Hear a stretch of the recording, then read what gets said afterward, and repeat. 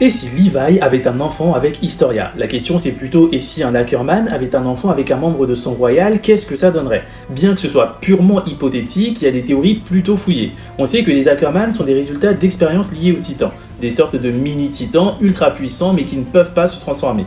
Et surtout, ils sont immunisés au pouvoir du titan originel. Traduction, il est impossible de les contrôler mentalement, même avec les pouvoirs d'Ymir.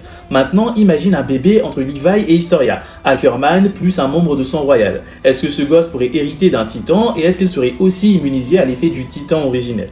Si les gènes Ackerman sont assez puissants pour résister au pouvoir de l'originel et que les gènes royaux permettent d'y accéder, alors ce gamin pourrait être le premier titan shifter immunisé à la manipulation mentale tout en ayant accès au pouvoir ultime. Et là, ça change tout. On n'aurait plus besoin de deux personnes pour débloquer le plein potentiel du fondateur, puisque ce bébé serait à la fois un shifter et un membre de sang royal, ce qui est littéralement un cheat code génétique. Mais il y a une autre possibilité plutôt triste. Et si à cause de ces gènes Ackerman, il ne pouvait pas du tout se transformer? Tu lui files un titan, il meurt dans 13 ans, mais sans jamais pouvoir l'utiliser. Ce serait juste un des pouvoirs les plus puissants qui serait gâché, mais dans tous les cas, ce gosse serait probablement le plus puissant personnage de tout l'univers de l'attaque des titans.